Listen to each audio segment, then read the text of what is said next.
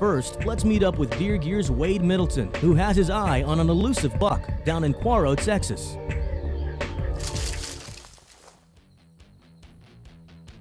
I was only about 400 or 500 yards from where we had hunted the deer during the wintertime, so I had a lot of confidence going into the setup that this was going to be a good hunt.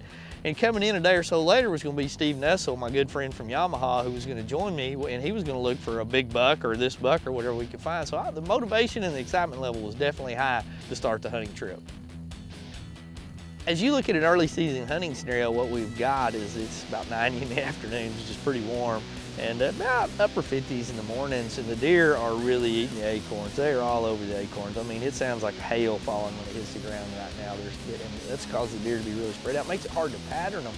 But where we're set up is probably about 500 yards from the food plots we were hunting last year, and they see this deer routinely in this area. I mean, he's you know, pretty much this is his home range. It's just gonna be a matter now of waiting him out. And since I'm only looking for that one deer, he's the only one that I've got my eyes on.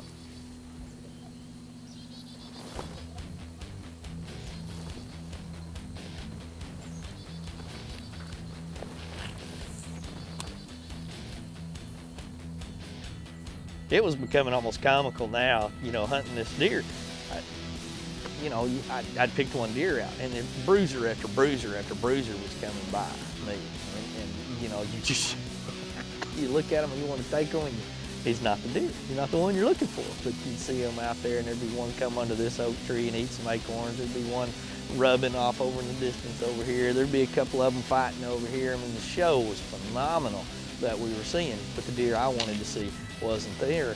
And about that time, you know, as the modern technology has changed, I had my phone in my pocket, I felt it start vibrating. They spotted the deer on the other end of the ranch, and so I was like, this is not good. He's not coming here. We're gonna have to start adjusting.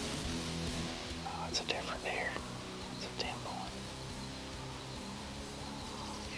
That's a good one. I don't know how many days I've got in on hunting this deer, but I've hunted him from 25 degrees to nearly 100 degrees. And saw a lot of good bucks, and every time I've sat on this ranch, I've seen some big deer, but I haven't seen that one. Sometimes picking one deer can be the downfall of it because you become obsessed with it. Well, this afternoon, Steve Nessel from Yamaha's coming in. I've made up my mind we're gonna put him on another cut where they're seeing a bunch of good deer that they think he could be going over there too. I hope one of us gets him because I want to see this guy. I want a picture with him. We'll see.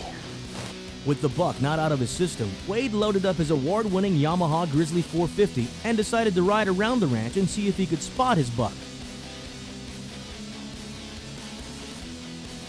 While Wade rides around, let's step away from the action and find out more about the Yamaha Grizzly 450.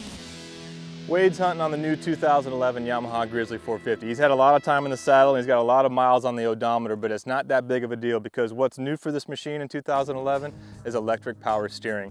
You combine that with Yamaha's Ultramatic automatic transmission, push-button four-wheel drive with all-wheel engine braking and four-wheel differential lock, and really what you have is a mid-class machine with big-bore full features. So it's got it all, and what it does is it gives it all at a really good price point for those people that are discerning customers, a hunter who's out there maybe can't afford the big machines, but doesn't want to give up quality or features. So for 2011, we have the Yamaha Grizzly 450, now with electric power steering.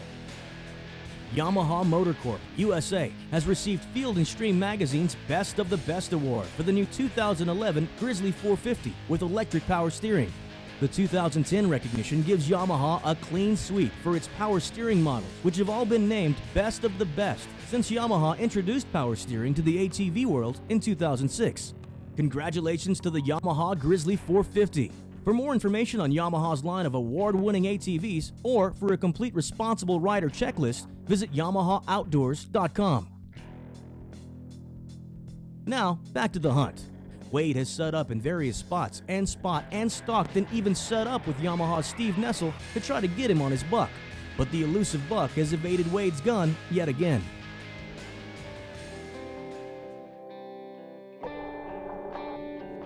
I could have killed the deer any given day of any hunt out here, but once I got fixated with this one deer, and everybody around it, from the landowner again to the outfitters, JJ, to the camera guys, everybody just wanted to see that deer hit the ground. We locked ourselves in, and now after a dozen hunts, We've tried everything from lucky bananas to hats on backwards, and nothing's working. So thank God we've got about 90 days left in the season, because I'm gonna have to spend a whole lot more time hunting this particular deer. This particular ranch that we're hunting, the landowners here really care about the property. They've put a tremendous amount of effort, and you can see it everywhere from the facility you're staying in, the quality of the gear, the beds you're sleeping in. When you drive around the ranch, you can tell they're really maintaining their stands, their food plots. I mean, this is a labor of love, because you can't shoot enough deer to pay for all the labor of love that's going into this place. Don't forget to check out the Yamaha website to take a look at their award-winning products at YamahaOutdoors.com.